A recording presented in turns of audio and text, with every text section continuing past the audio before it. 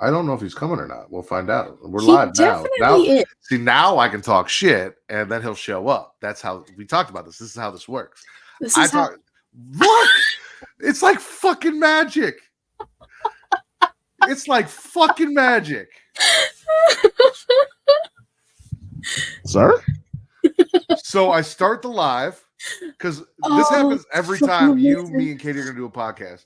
You are always a little like you're right on time. And I'm like, I haven't heard from Reek all day except for the random Dr. Zoidberg gif that he dropped in the chat. So I think he's coming, but I don't know. And I'm like, but what I do is I talk shit about how he's not going to show up and we're going to have to do it without him. And then he always shows up. And literally went live. And she goes, so how long do you think we're going to have to wait on Reek? And I'm like, I don't even know if he's coming, but this is the thing. I'm going to start talking shit now and he'll be here. And as soon as I said that, boom, there you are. Magic. Hey, man. What does that say? How you been? I miss you. I know. It's been a time. I took a vacation. Well, from working, but you know, I don't blame you. That yeah, like not an actual vacation. I just haven't been doing shit for like 2 weeks or so. But yeah, been quite a time. I miss doing this shit. I miss you guys. Well, we're here to do it. We're going to be talking about doing it a lot. Hey, I mean, there's a lot of doing it going on. What to say? That's plot synopsis right there for you. Yes, it is. So I know it's been a while since you've been here. We reformatted a little bit. Katie does a little bit of horror news for us now. Ooh, I like that. Okay. Yeah. So we're gonna talk about Scream. Hi, Allison. Yes, we're gonna. That's the first thing I've had that on this post-it note for like ever. Yeah. So even fucking done a show.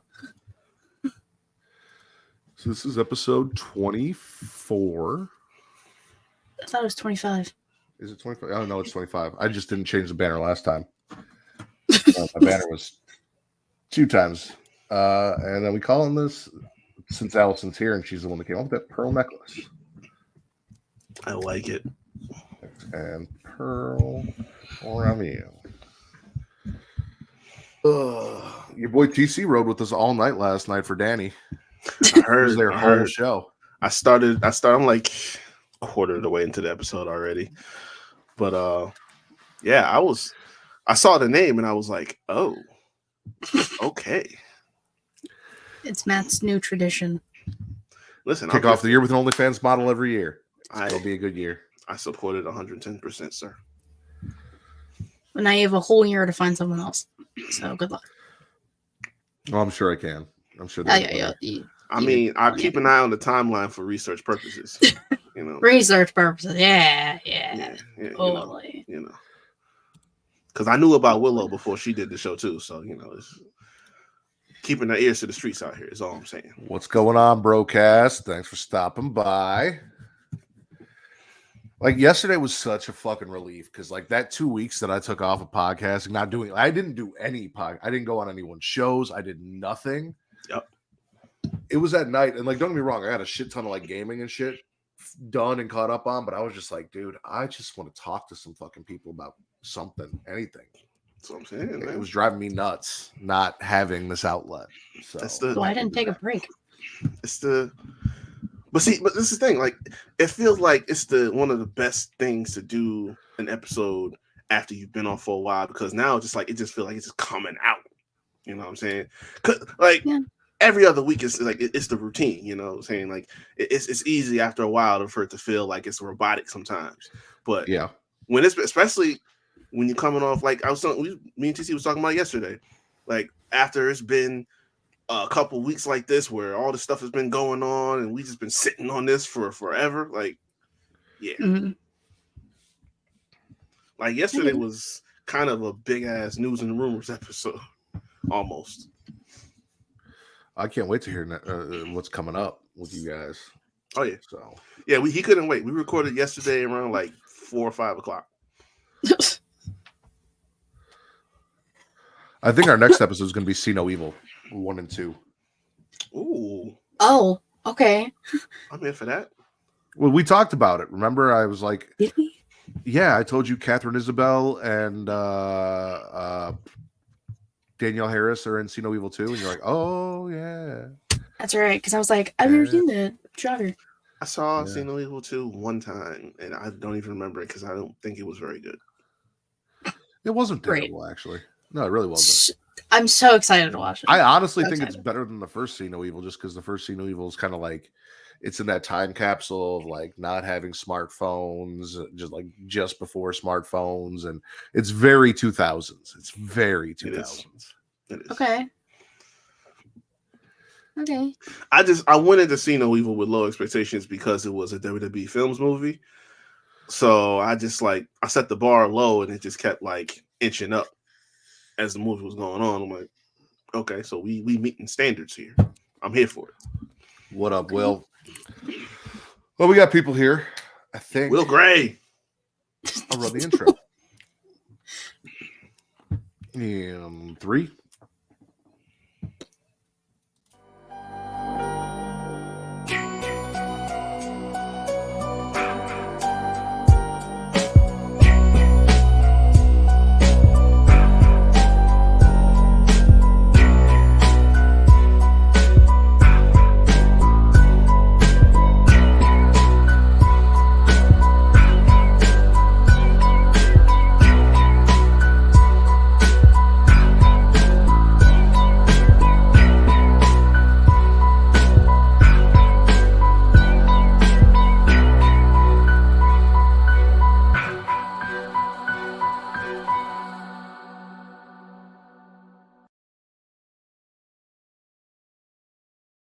Ladies and gentlemen, welcome to your number one horror podcast on Pornhub, Getting Off. I am your host, the patron saint of podcasting, the Warden Matt Ritter, and I'm here with my co-hosts this evening, back for the second day in a row. She's hosting the Sheely Showcase Inside the Mind of In the Crowd and Storytime with the hardest working woman in podcasting today, the goddess of guap or gangland, whichever one you decide. White Beauty. Stop. With the book Black Beauty, Cater Tot, Potato Cake, the sun through which is shown through the revolving door at the mall. That's not what it is. Katie Robux. Katie Robux. Guys, I don't have money. I don't know what Kinder this Care. is. Stop. Miss Katie Kinsey, baby. Hi, Jesus. Hi, Katie. And Hi. making his return to Getting Off after a little bit of a hiatus. We had to wait till we got past the Christmas season, so he was free to do this. Yes, sir. He is 1/3, technically, of Young Kings Wrestling, host of The Havoc Hour, and the only BBC with a PhD, Dr. Reek Baker, BBC. What's going on, Reek? What up? What up? I forgot my stethoscope because I'm just gonna play in at this point. I mean, you did drop the doctors in earlier. Yeah. I felt like it was just appropriate. You know? Yeah, that's true. We all know that won't happen. You won't even take your shirt off. Me, Katie, or Reek? I'm assuming he's talking about this. Oh, yeah. I didn't see this. Hi, Vince. Okay. That's how we do things around here. Also, we did not coordinate all wearing black. I think technically your shirt's Reek's blue, isn't it, Reek? Or is that just this is a dark blue? Yeah. 90% of my wardrobe is black. So Same. Yeah, that's just how that worked. Black, red, it's all in the rotation. But I mean, I guess we're gonna talk about getting blacked a little bit back in the 70s. That is not why we're here, though. Technically, maybe when we get into it, we are here to talk X and Pearl and review this. This is something that Reek has wanted to do, like I said, for like a month now, and we finally got our schedules together to get this done. So we are here. But before we do that, Katie, Is there? news and rumors? Yes. Okay, so the one that's been literally, like I said, on this, I do these on little post-it notes to make my life easier. Scream 7 has no director. He said, fuck this shit. I'm out. See you guys later. Because everyone kept blaming him for all of them leaving. So, like, he said, I'm done. So, at this point, I don't want the movie. No. Nah, you got to dead it. Because why at this point? Exactly. Everyone that we care about in the franchise is no longer involved. Now the director has quit. Like, no. Yeah. No. I don't want it. Scream 6. What a great way to end the franchise, guys. Can you believe? Well, the thing is, they all end on that type of a note that it could be it. Like they don't typically drop nuggets of, well, this could be next. They just have their tropes that let you know that they may make another movie, but you could put a pin in that, honestly. Yeah, we don't need it anymore. Like, even if you wanted to do something and go back to Sydney, it's like, it doesn't make sense. It just doesn't. I don't even think she wants to, at this point, would she even want to come back? Like, no. She would just basically be like a plan B or C. Well, that, and I mean, with them off the project, you got plenty of money freed up now, but new depending on where they're shooting the movie, plan B might not be an option. Well, that too. Boo. I'm just, Boo. yeah, Boo no, this like man. just direction, production, too many changes, too many moving parts. I'm not feeling it. Yeah. I really just don't want the fucking movie anymore. Unless they were gonna fantasy book the ideas that I had, and I thought I talked to y'all about that before, but they ain't gonna do that. So no, I don't want it. Listen, I'll tell you this right now. Katie's all like, I don't even want Scream 7. If they say Matthew Lillard's coming back for Scream 7, she doesn't give a fuck. That's a different fucking story. I'm not talking about Matthew Lillard in any way, shape, or form, and I love that man to death. I've met that man. Twice. All I'm saying is no director, no actresses. If they say Matthew Lillard's on board, Katie's like, give it to me. I don't care. Just Stu Macher. I'm in. Yep. If it's Stu Macher and the twins, I'm in. I don't need anybody else. Okay. I hear you. What else you got, Katie? We're getting we can basically call it like the mega powers combining, I guess.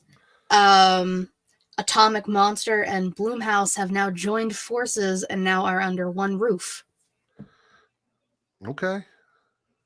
So all the horror movies recently-ish, besides A24 stuff, which we'll talk about later, yeah, so like everything recently, like it's all going to be under just like one umbrella now, which I don't see that as a bad thing. No, I don't either. Hold on a second. Continue. Well, but I mean, Blumhouse been like quietly trying to do their own like horror MCU, so yeah.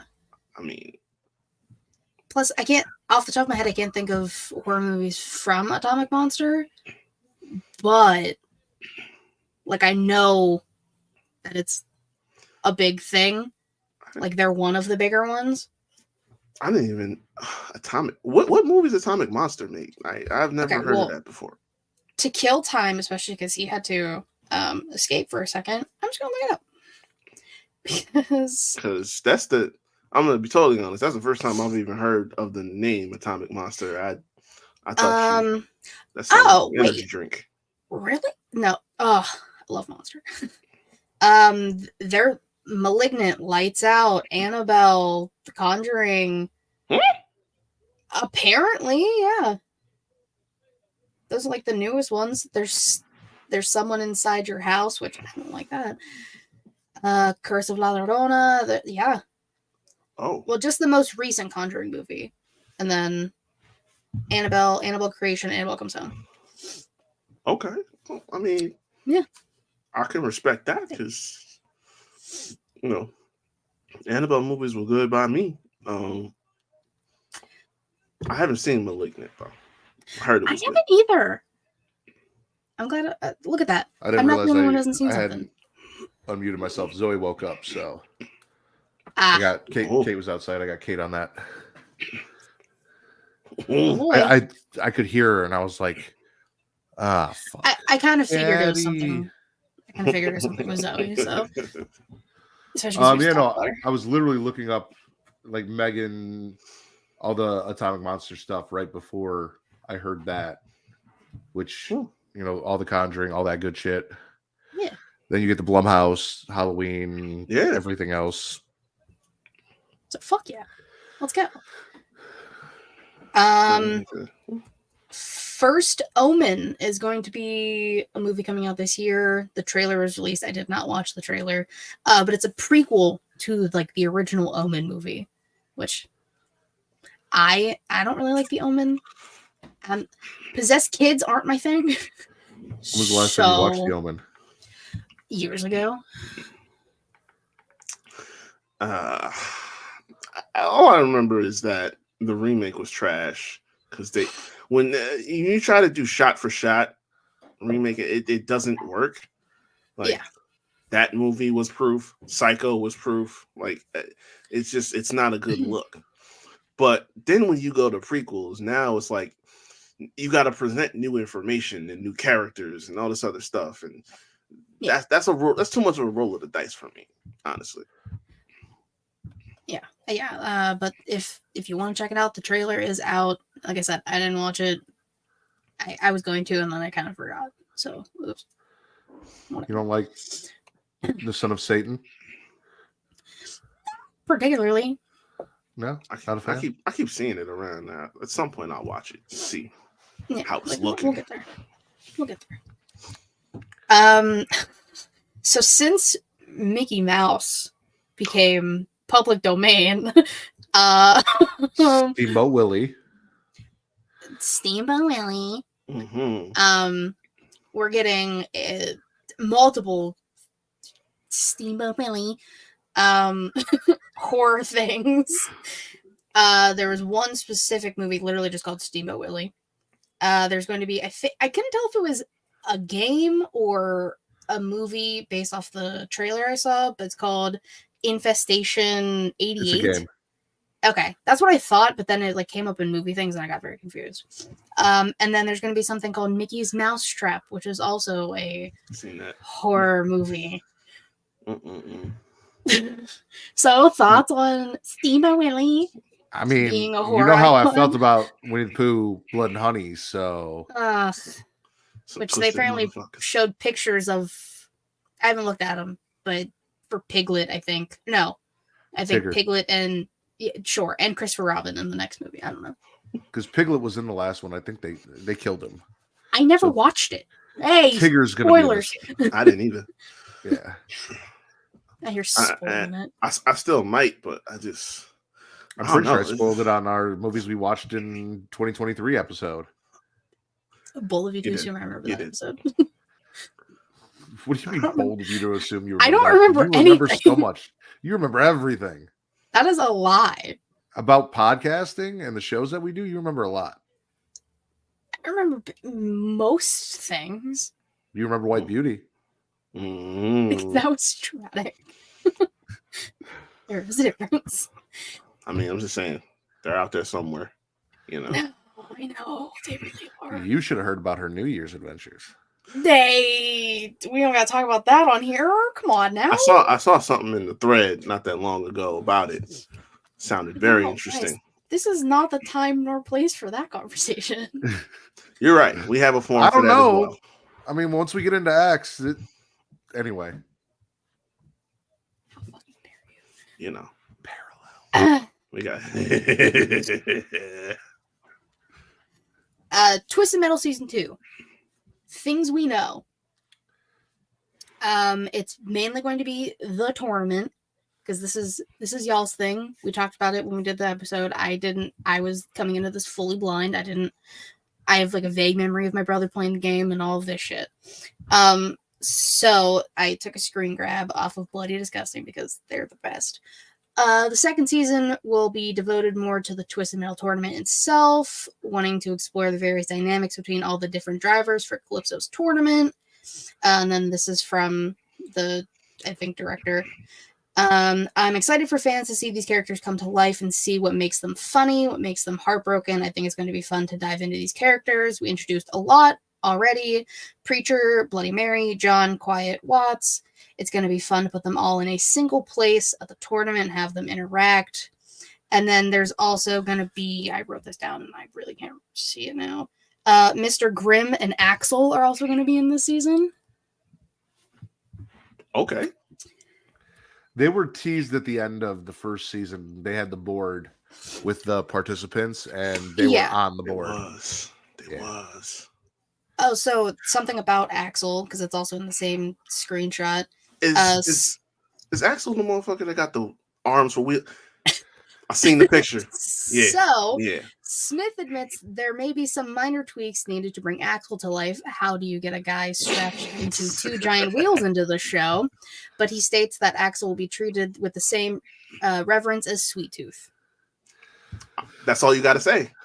I mean, because Sweet so Tooth the way was I look perfect. at it is honestly, so when you think of the vehicle that Axel is, Axel for Katie, so you don't know, think of Reek without a shirt on, holding onto 2 giant wheels, right? Okay. But you know how they have those, what the fuck are they called? They're like the motorized, they're not really skateboards, but like you stand on them and they go forward or back. Hoverboard? Oh, the hoverboards. Are they hoverboards? They're on wheels, they're aren't they're called hoverboards, but okay. Yeah, so think of a hoverboard, but with giant fucking wheels, like as tall as the person on them.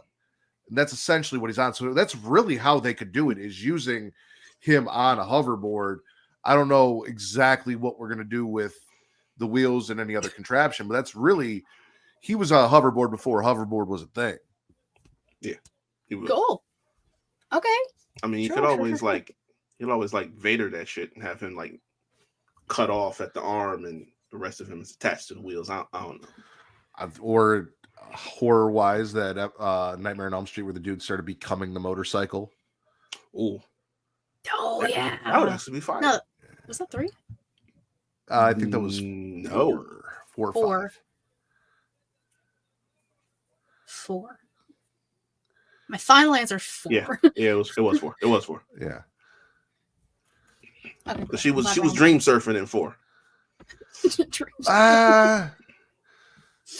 It might have been 5. I think it was 5 because wasn't it her boyfriend was on the motorcycle? Yeah.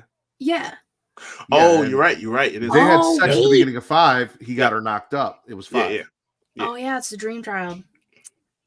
And he almost died. died. We all figured this out. Yeah, I'm so glad we all figured this out together as a team. Last thing I have. Jacob Elroy, or whatever the fuck his name is, dude from Saltburn, dude from Euphoria, is now replacing Andrew Garfield as the monster in the new Frankenstein movie. I don't know why. I just saw this today. I watched Saltburn, by the way. I told Matt I was not going to watch this fucking movie because we watched the trailer and I said, what the fuck is this? I watched it. It's a movie. The last scene is very entertaining. So if you watch the movie, or if you just watch the end with no context, just go for it. It's very fun.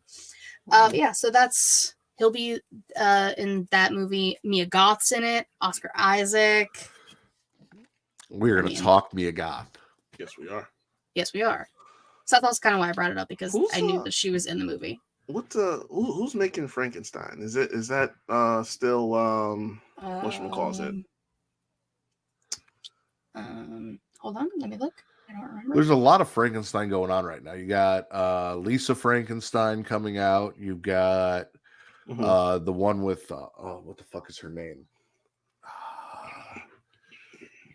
It's basically like Frankenstein, but or maybe Bride of Frankenstein. I don't know.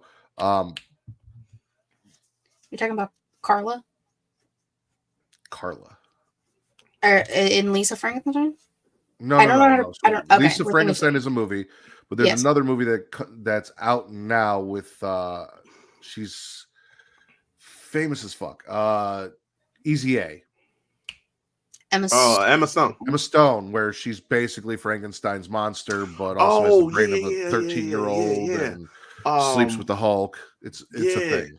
Oh, Pure Things. There we go. Yeah, there you go. Pure Things or Poor Things or something like that. Poor Things, I think, which is essentially the Frankenstein story. Yeah.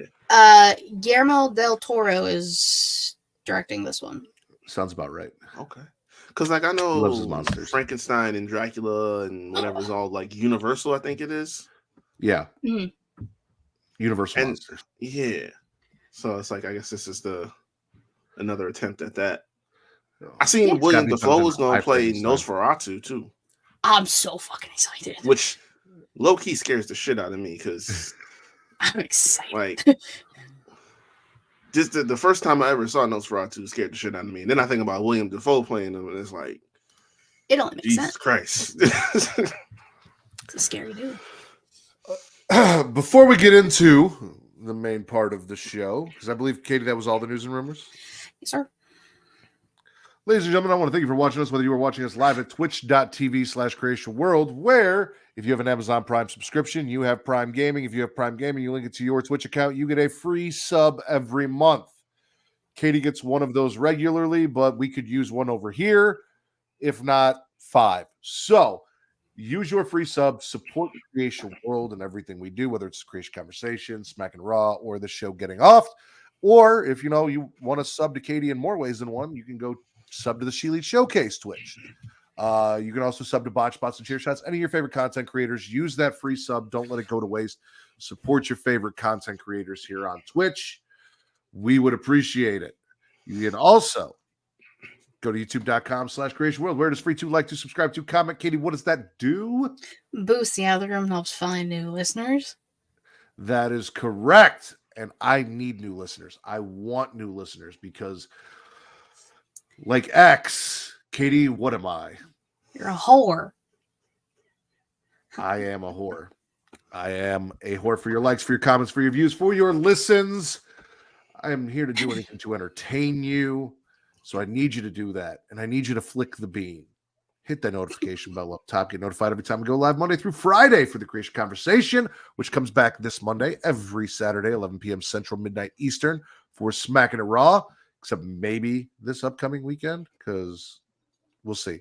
Snow and stuff, and my co-hosts are not available, and I got to find an alt, possibly. Both of them called off on me. And Getting Off every other Sunday, so not, well, right now, currently, this Sunday, but not next Sunday, the Sunday after. All of that is available at youtube.com. Flick that bean, and while you're flicking that bean, hit that notification bell, get notified, so you don't miss a single thing that we do. Yeah. All right, Yeah. guys. Yeah. No. Now, with all that said, we are here to talk A24's X and Pearl, Ty West's X and Pearl, Mia Goth's X and Pearl, because she plays like 12 characters, 3 technically, but you know. You guys want to chronologically or release order? Up to him. I'm about to say, since it's technically a prequel, we could start there.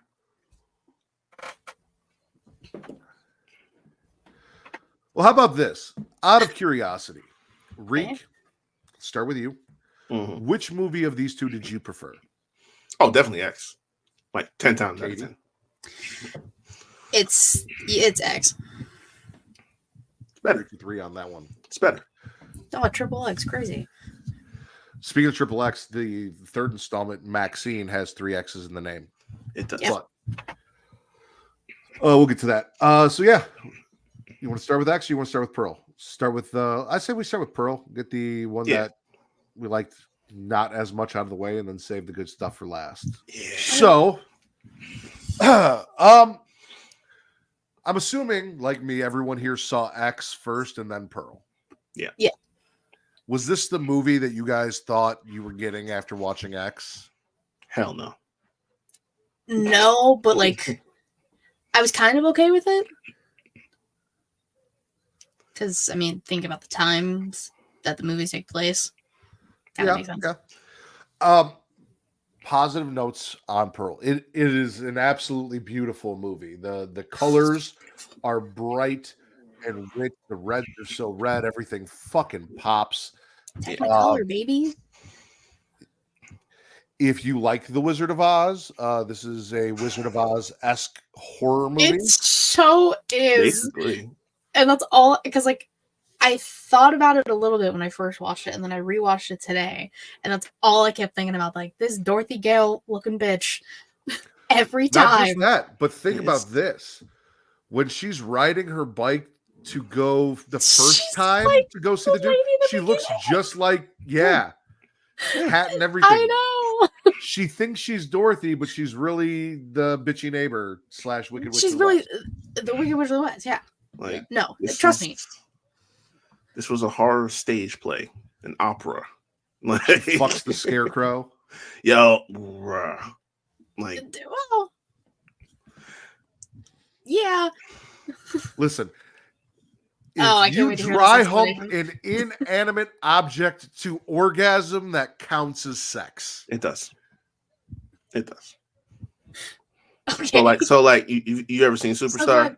So glad Yeah. DC's here. Like she was working that tree. I'm just saying. I forgot about that fucking movie. Molly Shannon was working that tree. That's all I'm saying. That's Yo. yeah. So this was not the movie that I thought it was going to be. For those of you unaware, this is a prequel, as Reek mentioned, to X, focusing on one of the characters in X and her origin story, because during that movie, she says Superstar was crazy. It was. There are a lot of parallels between her and one of the main characters in X. So we're getting kind of like how Pearl became the 90-year-old murderous nymphomaniac that she is, 100-whatever-year-old. She looks Old old as as fuck. fuck. Yeah. Nymphomaniac that she is an X. And she's married to a man in World War I, because they keep calling it the First War. So I'm just going to assume that that's the one. You know, they're overseas. Sure. It's probably not the Civil War, because that didn't go overseas. Nah. That was home. You know, it was around, I think they said 1918, so that's World War I. Yeah. Yeah. You're right. So he left her. He's rich. She thought this was her escape from her sad life on the farm. Her dad got gonorrhea or chlamydia or something. I don't think that's what he got. The man's a vegetable. Let's just put it that way. Listen, He wasn't moving. He wasn't talking. He was I'm just saying, Katie, getting chlamydia in 1918 is not the same thing as getting chlamydia in 2023. All right, like that fucks with your brain. Back then, it was a deal. Like it was a serious deal. I don't know if there was a chlamydia pandemic back then. Apparently, there was a pandemic. Dude had something, and the mom said, "Oh, you're gonna be." Like, she called her whore and said she was going to bring home disease like her dad did. So, like, that's where I took it. Like, dad came home with an STD and fucked up his brain. No, it say wasn't. that shit, but I like, don't know. What was it? Mitzi calls it the germ, and like they keep referencing like Spanish influenza and shit. But like, let's talk about that for a second. So, correct me if I'm wrong. This movie was shot during the pandemic. Yes, I think so. I think so. Yeah. It was a perfect way to utilize the shooting restrictions and having to wear masks and everything that they had to do for this movie into the movie.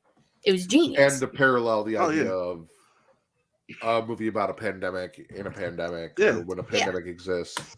Majority of them scenes were empty. Like, it was only a couple people in the shots. In the theater, and like someone's coughing in the back, and she looks, and then she chugs the medicine real quick. Mm-hmm. I didn't even catch that someone coughed. I was just like, this chick is sitting here sipping fucking morphine in a movie theater for shits and giggles. Right. Some twisted shit. So anyway, Pearl, our main girl, is living on her parents' farm. Dad is wheelchair bound. A vegetable. Yeah. Mom Basically. is a crazy German frigid bitch who is unhappy with how her life turned out and is trying to, you know, possibly ruin her daughters, but also like it's one of those things where like as a parent where you've lived through so much disappointment, you don't want to watch your kids go through that, so you're trying to meter it out. We find out later that she also knows that her daughter's fucking nuts and is terrified of her daughter, so that's part of it too. Like I said, Howard, her husband, is at war. Her sister-in-law and mother-in-law are rich and living up the lives that she wished she could live. Instead, she's murdering geese after putting on dance performances and feeding them to gators, her pet gator in the pond. Yeah. Just normal farm girl things. You don't often see people that give Norman Bates a run for his money, but god damn. So we'll talk more about like the farmer's daughter trope that used to be a thing, isn't really a thing anymore, but used to be a thing, especially back in the 70s. In that, but she is essentially actually a farmer's daughter. Anyone else think it was weird that this grown-ass married woman is I understand dad's a vegetable, but like just bathing in front of dad repeatedly? Yeah, that was Yeah. And fucking with him, like choking him in his chair, naked from the bathtub. That's what I'm saying. Like, Listen, she's crazy. Giving Norman a run for his money. Like, I'm telling you, the father's damn near dead. I don't know. I feel like there was something there too, but it's just like, I don't know. She's just a different level of twisted. Like, because between that and all the illusions that she was having throughout the movie, like seeing certain shit, like I don't know. It's one of the times where you got to like try to discern what was real and what wasn't. It's a slow spiral. Like you see her murder the goose and then feed it to the. And you're like, okay, you see a little bit of the crazy, and then as the movie progresses, more and more and more of the crazy spills out. Mia Goth gets a lot of credit for this, for her acting in this movie, because it's basically because she's her fucking phenomenal. You know, she carries this movie. Like nobody else did anything significant in this movie, so this was purely on her. I give the mom a little bit of credit. So like, I was going to say the mom too. Well, yeah, that's true. The best outside of the kills and teasing feeding dad to the gator. The two best parts of the movie are the fight between Pearl and her mom at the dinner table, where the mom goes off on Pearl before getting set on fire, and the monologue that Pearl has where she's talking to her sister-in-law, pretending it's her husband. With her sister-in-law, was like, just pretend I'm Howard and say whatever you'd want to say, and she basically divulges how fucking crazy she is. She's like, well, we'll talk about the things that she's done. All of the things that she's done. But no, you're right. Like, Pearl's monologue at the end, towards the end, whatever you want to call it, is so fucking good. Like, they don't really pan away from her, except, like, maybe twice. And that's all just Mia Goth giving it her all, and I love that. And then earlier in the movie, when her mom is just screaming at her, the visceral screams, which Mia Goth's screams are blood chilling. Like, it's scary. Like, I don't want to hear that ever. little bit of Carrie in there. A little bit. I'd say that. Like her vocal cords must have been fucked after these. We're gonna talk about X and why we all preferred X, but like X has got some reminiscence of some of our favorite, or maybe some of our less than favorite horror movies. We've talked Wizard of Oz. Wizard of Oz meets Carrie a little bit here, and even I guess a little bit of Psycho, or a female version of American Psycho, I guess. Oh, for sure. Yeah. So because of the fact that what Patrick Bateman, that the whole that you have to question whether anything in that movie even happened. It's like, and the facials that him and they got to do. Yep. Right. They was killing that. The monologue, that scene, but I give anybody credit that can hold a face like that smile she's had throughout the whole credits. Like she's standing there with the progressively getting worse in tears and holding that smile throughout the entire credits rolling. Like, yeah, it was unnerving. That's crazy. It really was. Yes. It's terrifying. So here's where we're at. So Pearl wants to be a dancer, right? She goes to the pictures, the movies. She watches the cabaret girls kicking and dancing, and that's what she wants to do. She wants to be famous. She believes that there is more for her in this life than being on a farm. She thought marrying Howard was going to get her out of this life, and then Howard went to the war, and she's upset with him because of that, because he didn't have to and he chose to. Her mom is forcing her to kind of give up her dreams and help, because this is reality. Those are dreams, and we need to live in reality because that's mom's from Germany, and it's a whole thing. Pearl is fucking crazy and delusional. We talked about the fact that she, had a whole romantic fling with a scarecrow that she dry humped to orgasm, which I will say over and over and over again. But not only that, so like she's dancing with it, she's singing with it, she's kissing it. It has a very human face, which was creepy as shit. Creepy. And then at some point she goes, "I'm married," and freaks out and throws the scarecrow down, but then says, "Shh," and then gets on top of it and rides it to orgasm. So like she snaps out, like she's romancing a scarecrow, but then she's like, "How dare you? I'm a married woman," and then still dry fucks its brains out, or her brains out in the middle of a It's cornfield. straw out.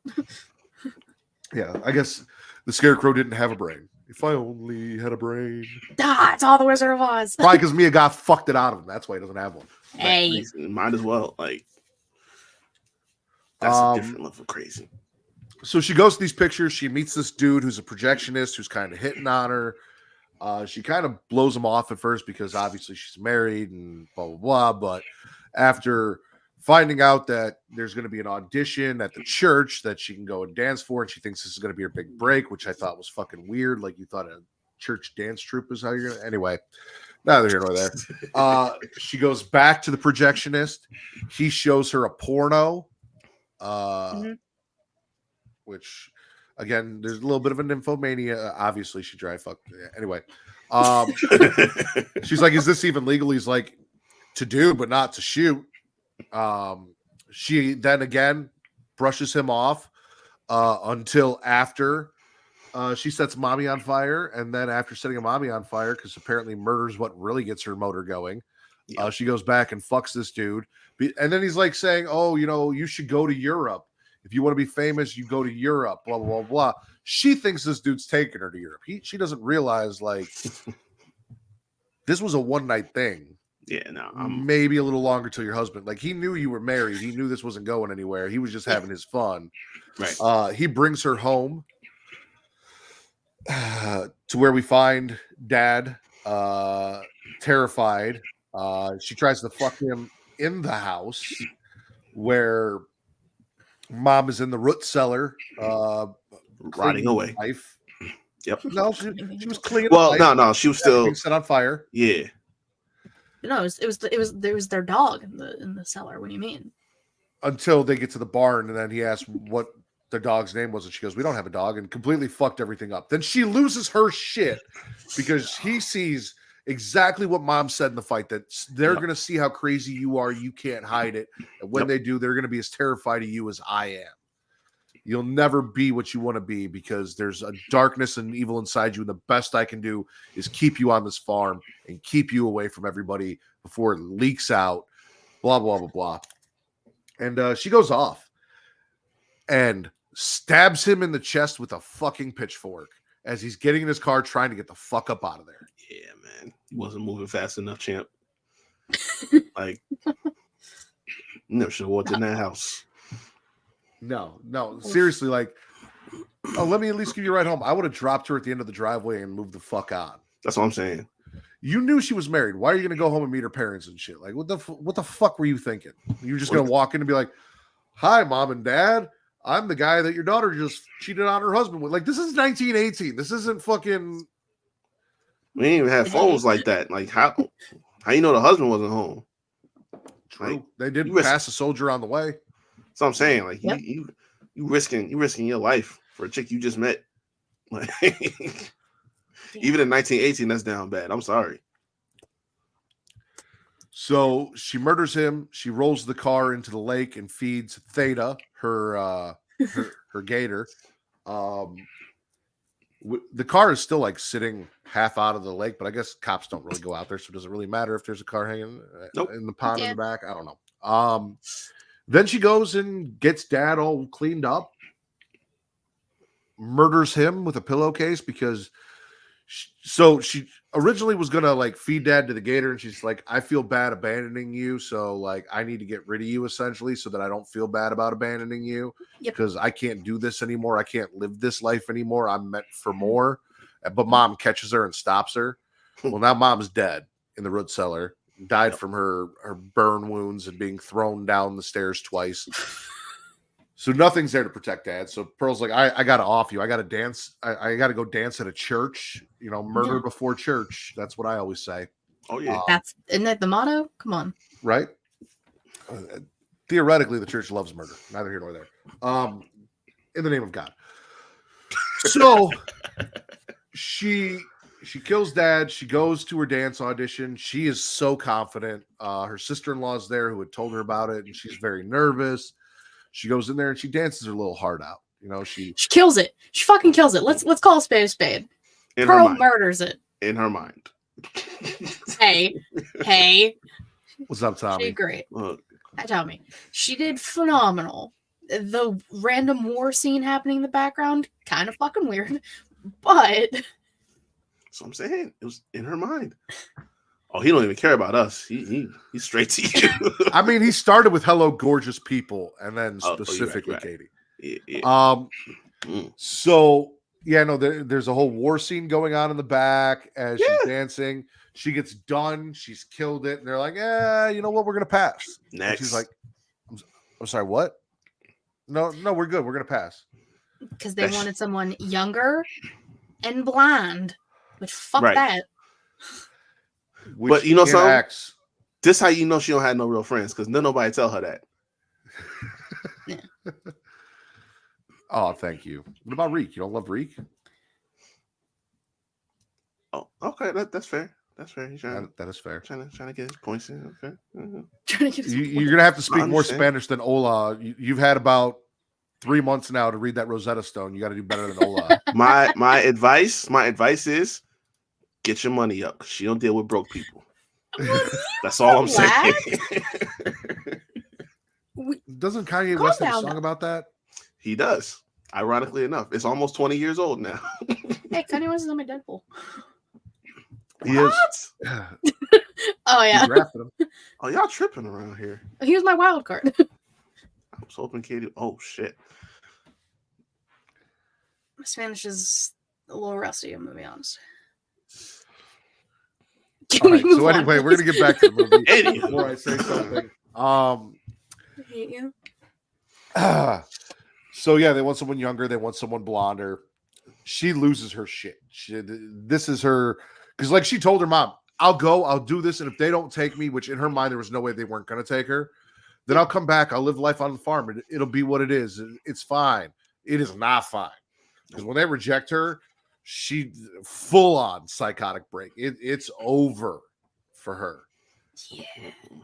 Sister-in-law comes out. Honestly, I don't even know if like the sister-in-law actually got the part or if she was just saying it because Pearl was like not taking. I didn't get the part for an answer. But like honestly, I think Mitzi did get it. I'm about to say because ain't nobody else was blonde out there. Well, that and it's like, why come back and talk about it at all? Let's just change the subject. Let's talk about something. Didn't really talk about it though. Like Mitzi's like, I'm sorry, blah blah blah. Let me take you home. And they're talking about Howard, and then we get the monologue. Yeah. Where she's like, I fucking hate you, Howard, for leaving me here, and I've done terrible, bad, murderous things. I know you don't want to hear about how I fucked a projectionist and blah blah blah. Like the whole time, the sister's like, "That's my brother you cheated on. What do you mean you murdered people? I think I should leave now. What the fuck is going on here?" But Pearl just keeps going and going. And she finally, she got her head down stuff. So like, you could have just like slid out the table. Just gotta go. Just take off for the door. I mean, she fully committed to like her sister-in-law being Howard, though. So like, props to her. And I feel like in her head, she was talking to Howard. Like her sister-in-law wasn't even there. But then, she had divulged too much of her master plan, her evil plans, and you can't just let someone live after you tell them that you've murdered 3 people and cheated on her brother. Like that. That's nothing. Mind you, also, loose ends got to go. The entire time there's a cooked pig rotting on the front porch because the mom refused to take charity, so they just left it out there. Yeah, it's got maggots and shit growing in it. That's a whole thing because like everyone sees the rotten pig, and like first the projectionist before he gets murdered, he sees it and he's like, that's kind of weird. And then, he did, bro. It's like red flag. I don't know. Was that not a thing in 1918? Like, I mean, it's red a farm. Flags. I guess a rotting pig on a farm isn't that big of a red flag. Not on the front porch though. not on the front porch, and not like a done up pig. It wasn't like just one they slaughtered in a bag. Like, no, it was like well cooked and all this shit. No. Like it was not. This was not in a position where it should be. If you're gonna see a rotten pig, you're gonna see it on the side of the road or like in somebody's backyard. Like you right at the door seeing like.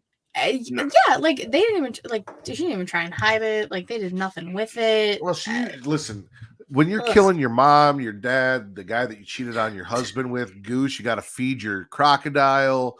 You got a dance audition to prepare for. So you got, you got that routine down packed. Like, you don't have time her schedule's full. Up. Like, exactly. There's a lot going on. She's booked. So anyway, booked and busy. Mitzi sees it and she's like, "Is that the pig that my mom brought?" Yes, it is. Goes inside, still does all this shit. And then Mitzi's like, "All right, well, you know what? I think I'm gonna go." And then Pearl's like, "Congratulations." She's like, "For what?" And she goes, "You got it." And she goes, No, I didn't. Don't lie to me." But Pearl, don't lie to me. Just be honest with me. She's like, "Okay, yeah, sure. I got the part." And I think you fucked up by hearing all the bad shit she did, but you're really fucked up by admitting that you took away her dream and you're the one that got it. Because that whole, like, if not me, at least it was you, that was all bullshit. Because Pearl follows her outside. And props to Mitzi, because, like, she played that cool as shit, right? Like, yeah, she did. She's like, "No, listen, I don't think you're crazy. I love you. My mom's worried about me. I'm going to go." And she walked calmly out the door. She didn't run or freak out or until Pearl went and picked up that axe, and then it was time to get the fuck up out of there and fall. When truth be told, she should have been sprinting from the second she got to the door. Yeah, once she got off that porch, she was in like heels. There was gravel. She would have fallen anyways. Listen, this is life or death. You take them damn shoes off. You act like you at a track meet. You get moving. Like, do what you got to do. Damn, man. This man is focused. I got it. Man. Every question you get right. Anyway, standing on business. I'm gonna go back to this scene specifically because I love that it was just one shot. They just stayed in front of Mitzi, and you can just see Pearl slowly in the background getting closer and closer until that axe hits her back once, and then is game over. I love that shit. And again, with the Technicolor, it's so beautiful. Yeah. Can you answer him? I'm not answering the question. That's great. Like the man. I'm not. Listen, you can always grow a mustache back. Why don't you just try and shave it and see what happens, Tommy? It'll grow back. Give him some feedback. So after all this is said and done, she hacks up Mitzi, her sister-in-law, feeds Mitzi to the gator. Love like the toss of the head and the gator catching it, like you're throwing a ball to a dog. Like a ball to a dog. Cleans up the house, goes and gets mom. She cuddles with mom a little bit in the basement. We find mom dead on the stairs, like trying to escape and dead. Mom's singing to her in German and shit in her own crazy mind, not in real life. Yep. Then she goes and gets the pig, puts it on the table, mind you, still rotting, still fucked up, makes up a nice dinner. Dead dad's dressed up at the table, mom's up at the table. They have a nice dinner together. Howard comes home. And this is what the fuck Howard walks in on is dead mom, dead dad, rotting pig at the dinner table. And then as Reek and Katie mentioned, when he finally sees Pearl, that just forced crazy smile that leads us into the credits. Here's where I take issue. I need to know how the fuck she convinced Howard to fucking stay with her after, because we know Howard's her husband in X fucking 100 years later. Yeah. Not 100, but yes. Listen. It's not 100 years. What was it, the 70s? 79. Yeah, I guess. Okay. Never mind. I was thinking when the movie actually came out was 100 years later, and she looked 100 Yeah. years old. No, you're correct. Right. The 70s. I'll give you that. But hold on. From 1918 to 1970, 79, the 60 something. She's already 20. So she's at least in the 80s, maybe 90s. Like, so it ain't too far off. Just let me be right once. No, you were right. It was not 100 years. You were correct. I mean, it was 100 years from 1918 to when the movie came out, probably, but not anyway. Oh, it was 2017. I don't know yeah. all that. But that's the math I was doing. That was on me. That's not it was set in the 70s. But look, I don't know that. To answer your question, after she finally unfurls her face, she probably just busted open on the floor for him because he hadn't had none. He'd been off in the war. She had to put something crazy on him. We've talked about this because Katie says, what was it? You, me, and Will were talking during an episode of Getting Off, and you said you don't fuck crazy. And me and Will are like, that's a rule? That's a thing? When did that happen? Because well, I think the correct phrase I said was you don't stick your dick in crazy. That's correct. Again, never heard that. All I've really ever done.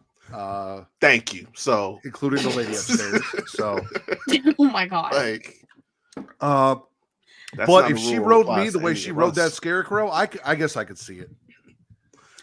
I'm telling you, like that's the only way. Because I thought the same thing, but it's like, listen, hypersexuality, on top of manic depression and over whatever she got going on, that wild emotional cocktail that she got going on, she did something crazy to this motherfucker to get him staying.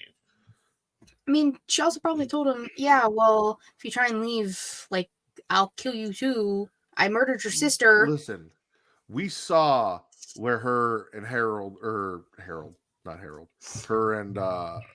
Howie were in the 70s. He talked about how she was always the most beautiful thing he'd ever seen from the day he met her and blah, blah, blah. That man was in love with her. That did not feel like I stayed with you out of a forced relationship sort of thing. I mean, we don't know. And we're not going to get that answer because the next movie is coming out is all about Maxine. Sequel. Yeah. To X. Yeah. We said a lot of nice things about this movie, but in all honesty, this is not really my cup of tea when it comes to horror. Like, we praised a lot of it. There is a lot of like acting wise and visual effects and all of that, blah, blah, blah. Mm-hmm. But like as a horror movie, this isn't really my cup of tea. This wasn't horror to me or what I enjoy in horror. I much prefer what we're going to talk about next, which is X. Because while Pearl was a little bit of Wizard of Oz mixed in with American Psycho and Carrie, yes. X was essentially what if Texas Chainsaw Massacre and Texas Dildo Masquerade were one and the same. Yay. And Katie really liked this movie compared to Pearl, but did not like that analogy, but she knows I'm not wrong. No, see, I know you're not wrong, but like, don't ruin this for me. Of course. I mean, look, I say the same thing. Like, you know, what was not to like if you are an appropriate fan of the genre? I will be back. I'm going to let you two guys talk about this real quick. Okay. So we are on X. Talk X. I'll be right back. Yes, sir. Cool.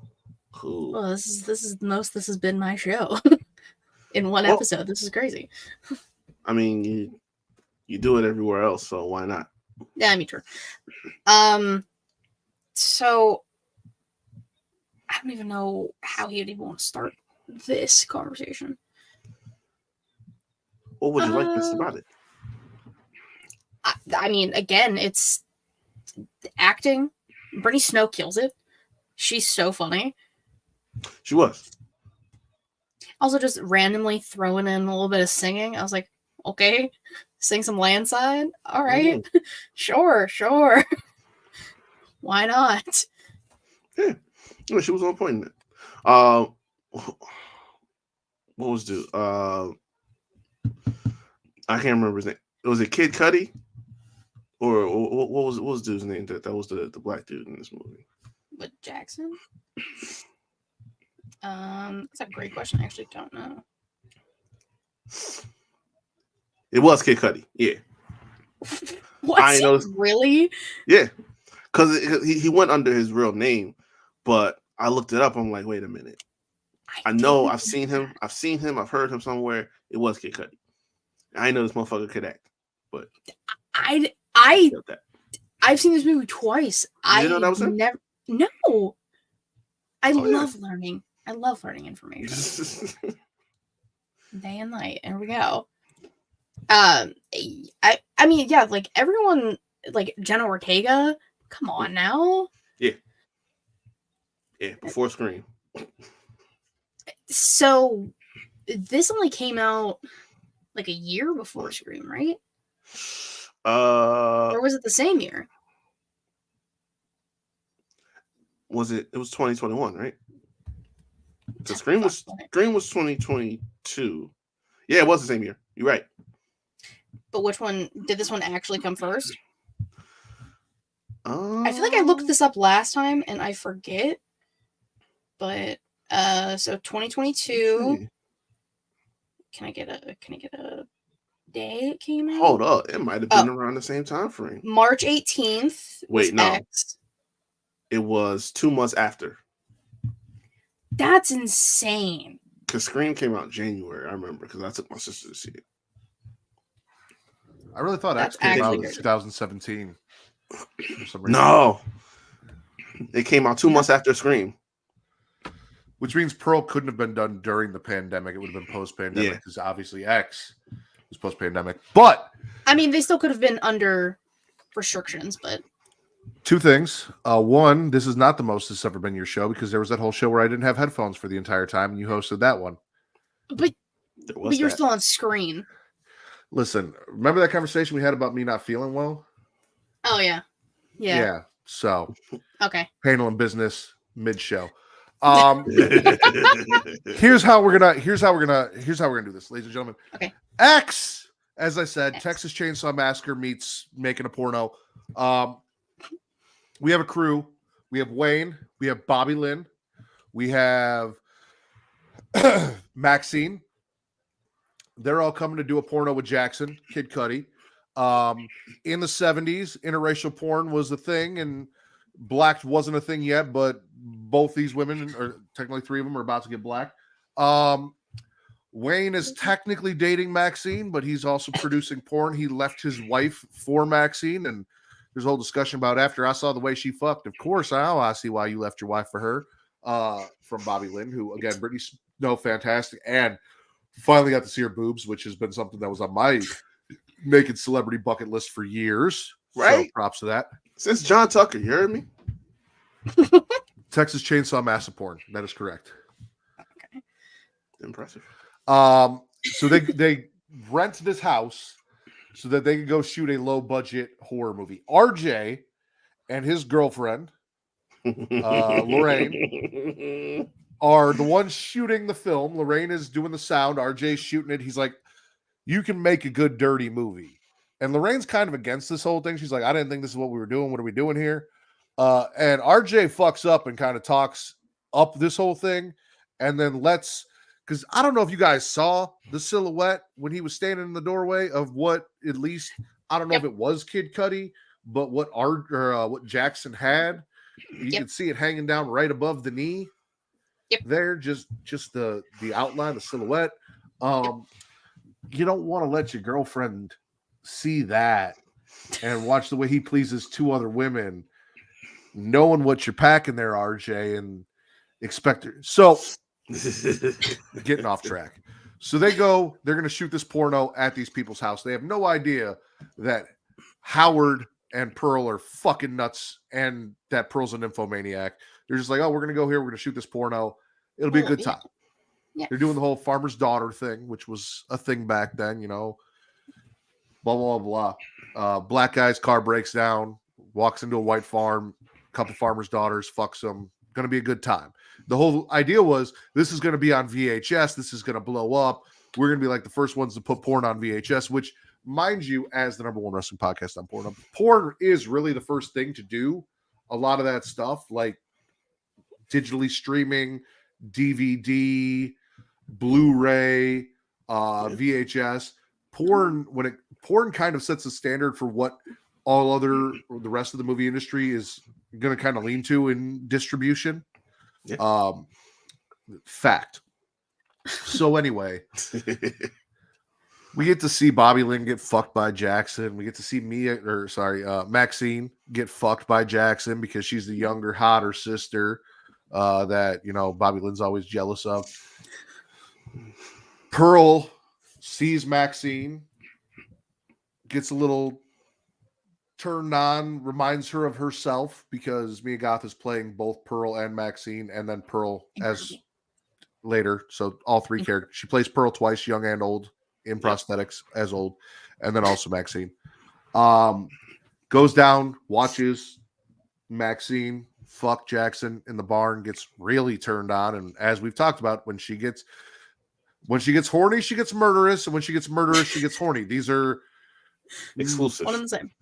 Yes, there's no difference between these two.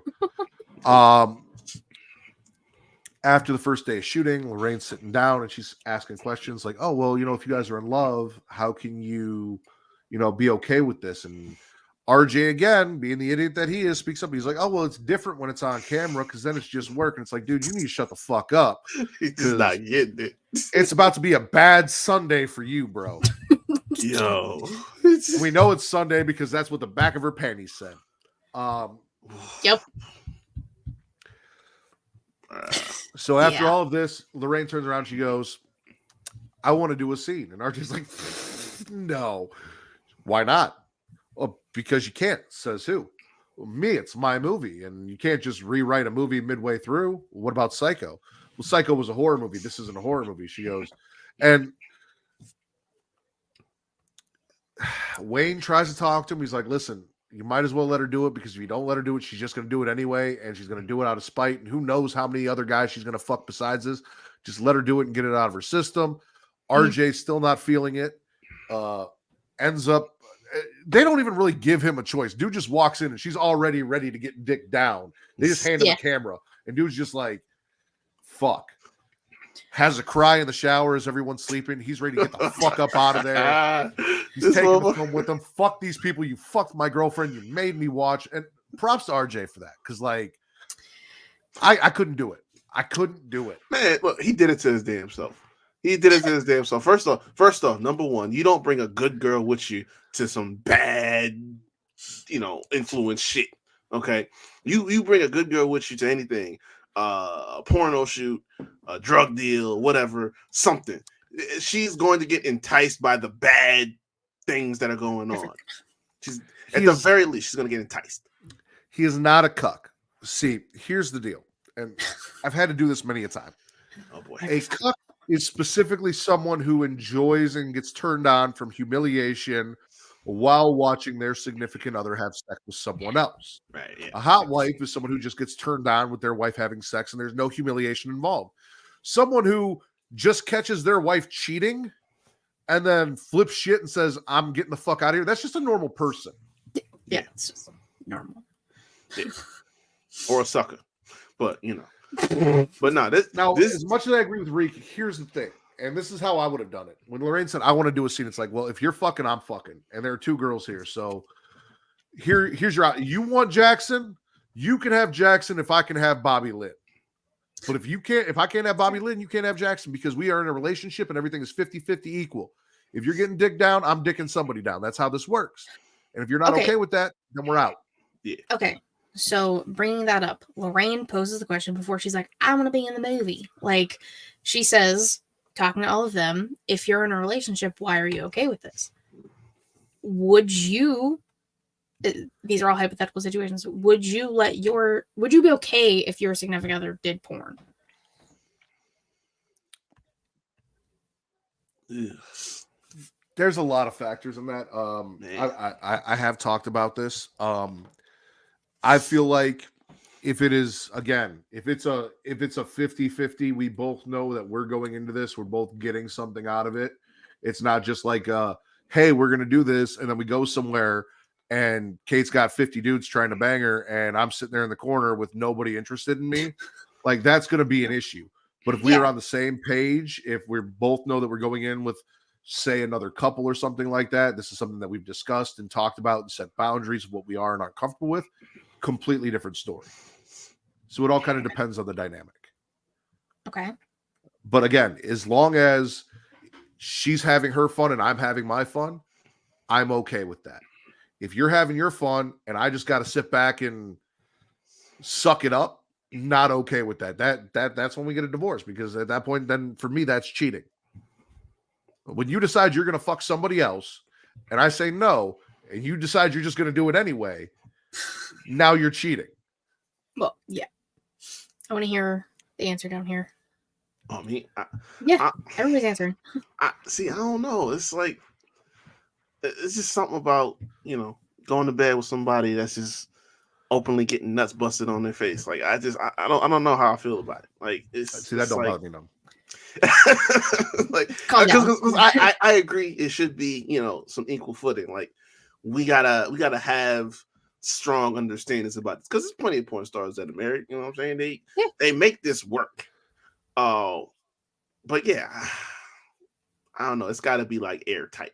Like, I gotta have something going on. You know what I'm saying? Like, it has to be somebody that is exclusive or whatever. Like, you got somebody that you work with or whatever. Or I got somebody I work with. Something for everybody to be on the same page, because it can't be uneven. Because that's when it's going to start to kind of be like, all right, this ain't cool no more.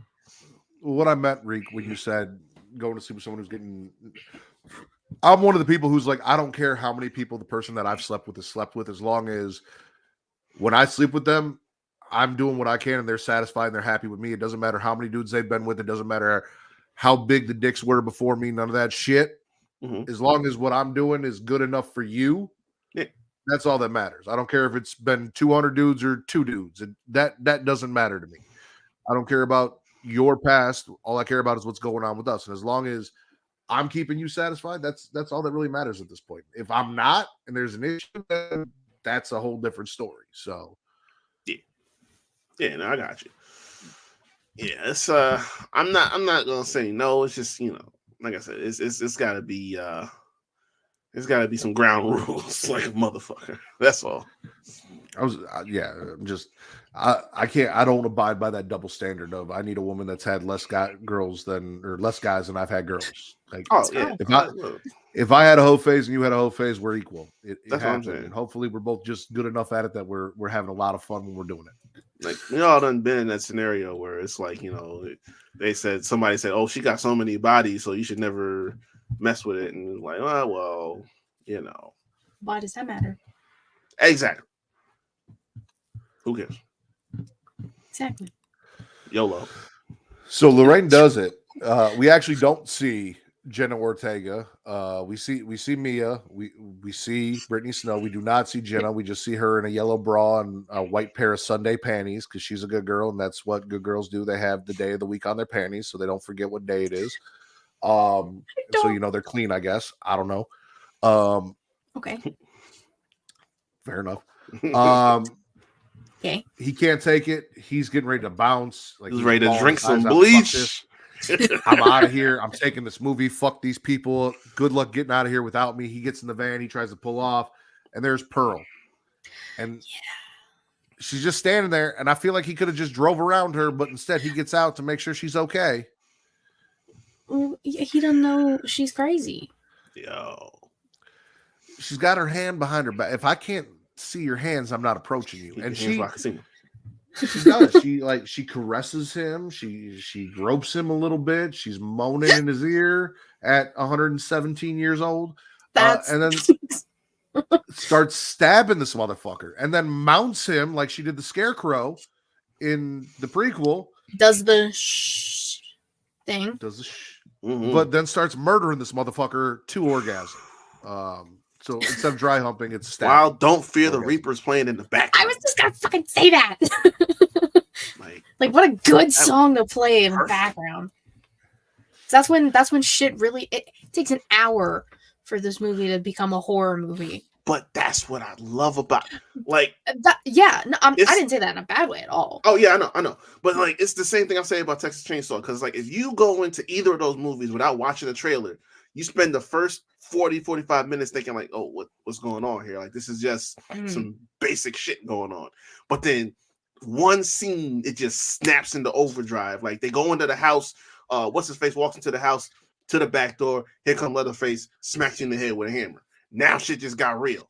The same thing with this scene. It's like, okay, she's being a creep. You don't think you don't think she's homicidal or nothing like that if you don't know going into it.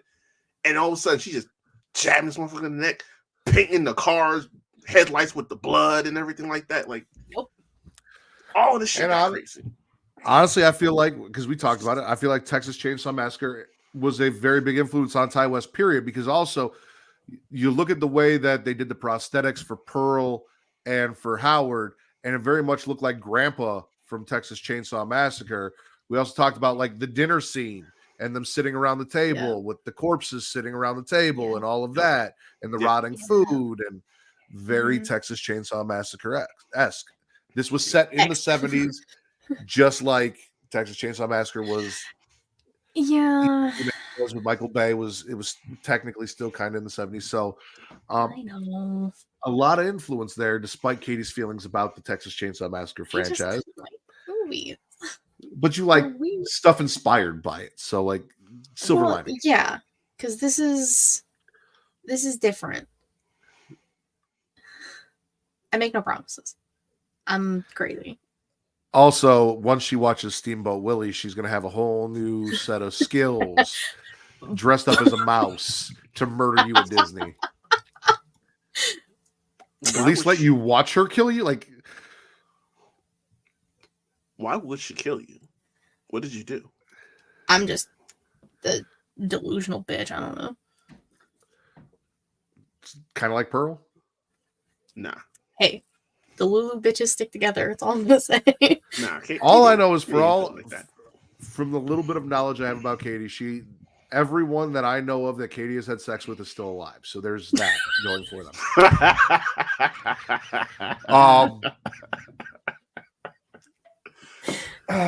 Fucking damn it. As far as I know. This is ridiculous. Okay, thank God, makes me feel better. So anyway, this is when it becomes a horror movie. We've got Wayne in his tidy whities looking for RJ out in the barn. Wayne's murder is probably my favorite murder in this whole movie. Out in the barn. Oh, hell yeah. Yeah. We got our boy Jackson greeting the old white man from Texas with his dick out, which that was really stupid. That was a bold really stupid. First off, you black as a black man in the 70s, right? And you just holding your shit out plainly, you making him feel inadequate as it is. He can't do nothing because his heart ain't working. So you got that going on. You done been piping everybody in this house, and you got your shit. Like, come on, bro. That is actually a very good point that we kind of brushed over, because I had notes and I've just kind of stopped because again, because that's not fun. So Pearl is trying to fuck Howard because again, 117-year-old nymphomaniac murderous queen.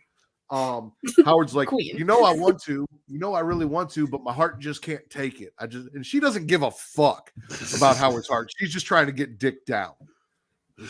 She's been watching shit. She's all turned on. Apparently, there was some hippie or something that came through. It was the same shit. Howard's just murdering these people because they keep getting Pearl all worked up. And he's like, you motherfuckers keep coming around here with your dicks out and your sex, and you get my wife all horny and shit. On my cover. And now we got to deal with it. On my cover. Now I got to kill people. Yep. So Wayne gets it in the barn. How does he die again, Katie? So first he steps on a nail on a piece of wood, just randomly there, and then he gets a nice pitchfork to the eyes. Which Jackson is like, hey, I'm gonna rock with this old dude, let me go put some underwear on. I'm gonna help you go look for your wife in He's the got to swamp. put his skivvies on, you know, Nut huggers. Because once a Marine, always a Marine, and apparently they were both Marines. So, like, okay. That wasn't gonna save you. I was waiting for Jackson to get eaten by the alligator. Me too. The first time I watched this, I was like, dude, he's gonna be the one. This is fucked up. They're gonna feed that man to the gator. Why are you out in the swamp? Don't do this dumb shit. Yeah, he did not. He was not the one. He ain't the one. Bobby Lynn was.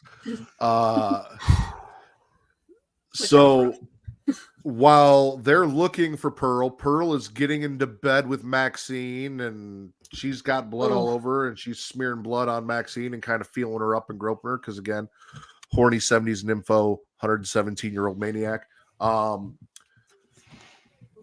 Maxine wakes up, freaks the fuck out because why is this old lady trying to finger me? And why is she covered in blood? Right. Goes and talks to Bobby Lynn.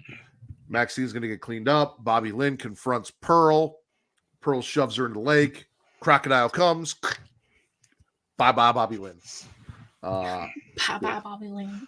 Because Pearl called her a whore, and she didn't take Bitch slapped her, too. It was crazy. Yeah. And listen, I give Shorty credit for standing on business, because the second she flipped the switch and started talking about a whole this and that, it's like, oh, no, you're not about to do this, because I came out here to be nice to you, and now you just do me disrespectful, and I didn't do that once to you. So yeah, like, put her blanket on her because Pearl was walking around naked. Like, I also forgot to mention that at some point Lorraine went to go look for her boyfriend and got thrown in the root cellar.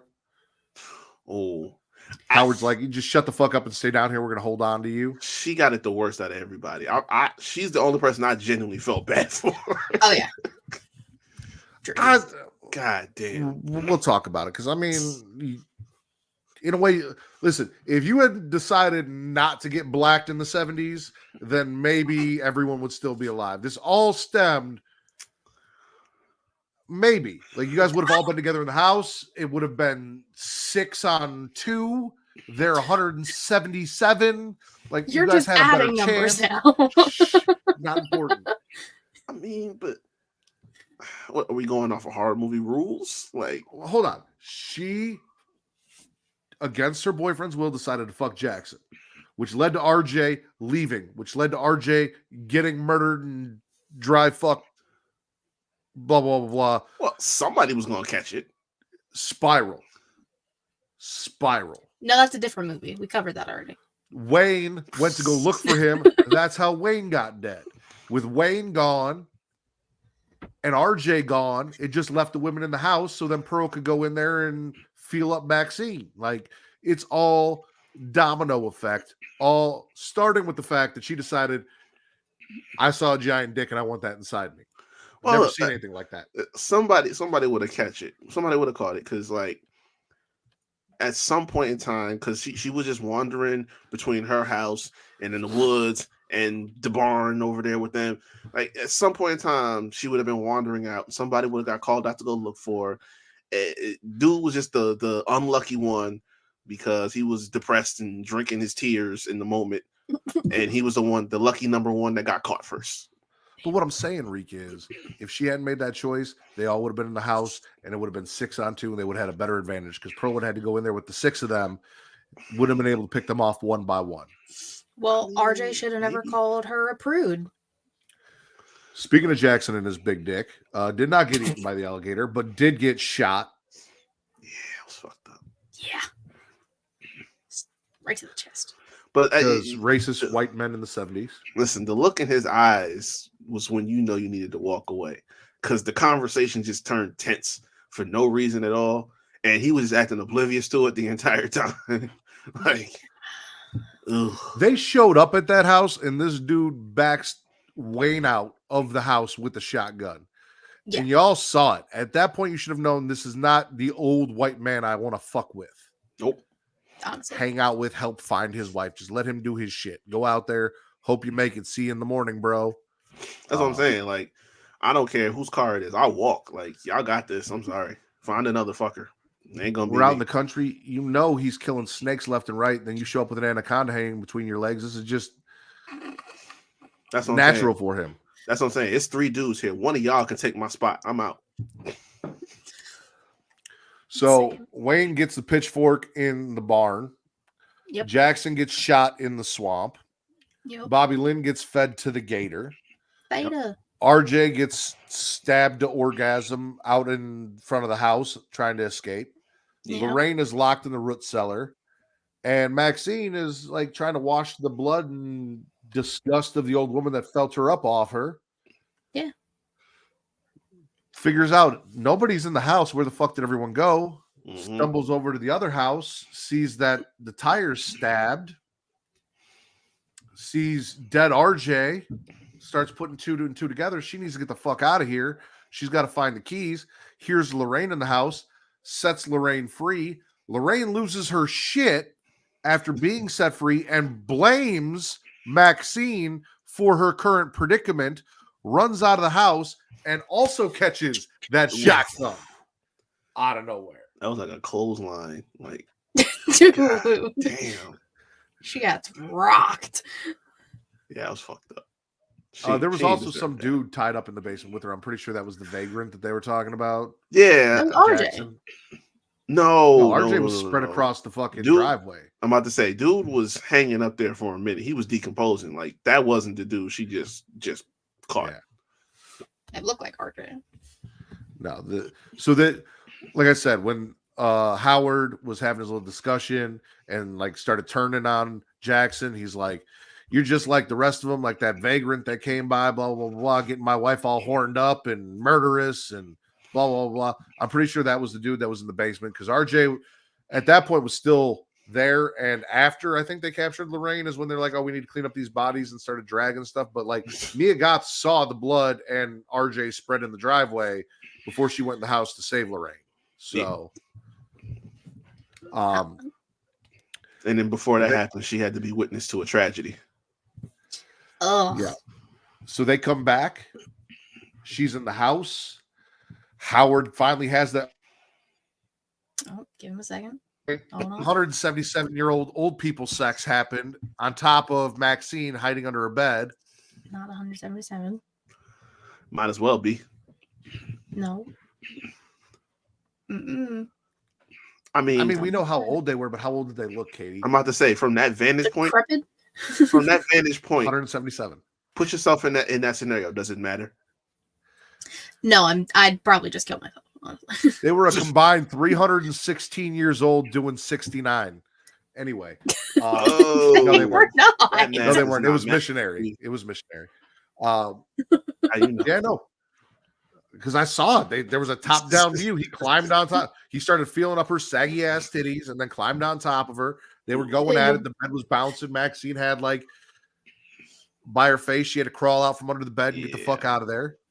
'Cause they came looking for her, and after they came looking for her again.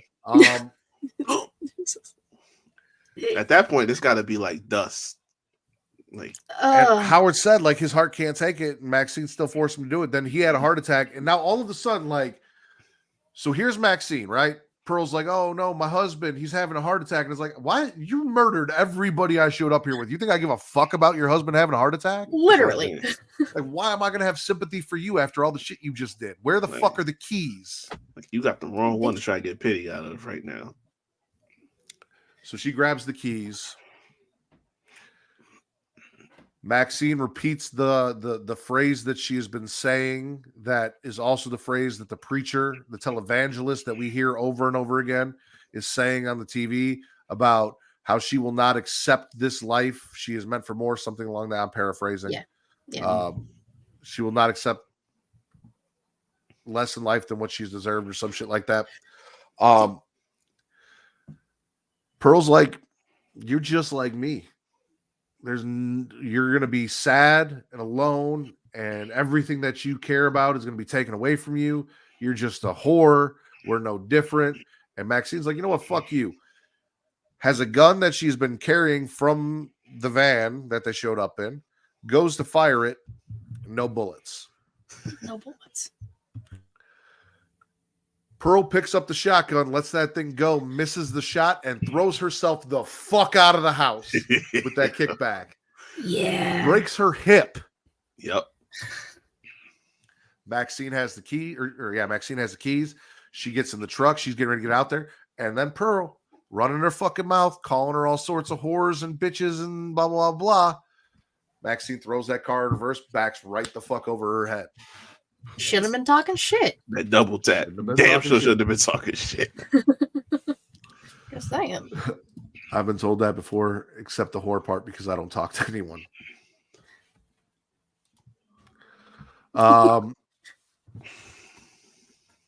Then we find out the televangelist is Maxine's father. He reveals a picture of his daughter who got in with the wrong crowd, and hopefully she comes back and she comes back to God and blah, blah, blah. So now we know, whereas Pearl was the daughter of a farmer who had dreams of becoming a dancer, Maxine is the daughter of a preacher who has dreams of getting fucked on VHS for the world to see and becoming a famous porn star. Yeah. Hoorah. We will find out in Maxine if she is also a horny, murderous psychopath. It's gotta be. Probably. It's gotta be. So I think we all agree, especially with like the 3 X's in Maxine, we're hoping for a little more X and a little less Pearl in Maxine. Yeah, it need to be. Yeah, I mean, it more than likely is going to happen because I think Maxine takes place in like the 80s.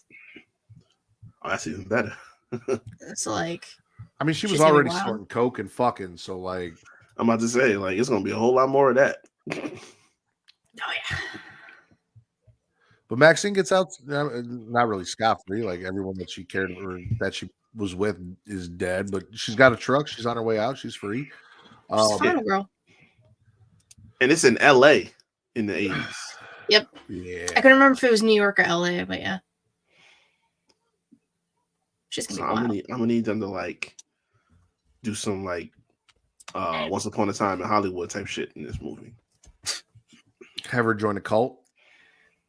Well, I mean that's kind of during the time frame, you know. Yeah. So it fits. yeah. Like I'm down with that. Are we a little more? So I was very excited for Pearl after X, and then like I said, Pearl wasn't a bad movie. It just wasn't what I like. It wasn't for me. Nah. And then I wasn't really excited for Maxine after Pearl, but the more that we've talked about all this and the hopes that we get more of X and less of Pearl, I'm a little more excited for Maxine. Yeah. Yeah. They dropped like a little teaser. It's like it's something that I'll at least take a look at. Yeah, I mean, like you said, purposely putting 3 X's in Maxine. Like, come on now. Trying to see if I got everything in my notes. Yeah, I think so. I think we're good. You guys got any final thoughts before we get out of here? Trying to think if I missed anything. I don't think so. Shit. Yeah, I don't know. I think I'm good. There's one thing that I liked in both movies that they did. It's the same opening shot with the barn. Because like then X, it's like open and then like it goes out into everything.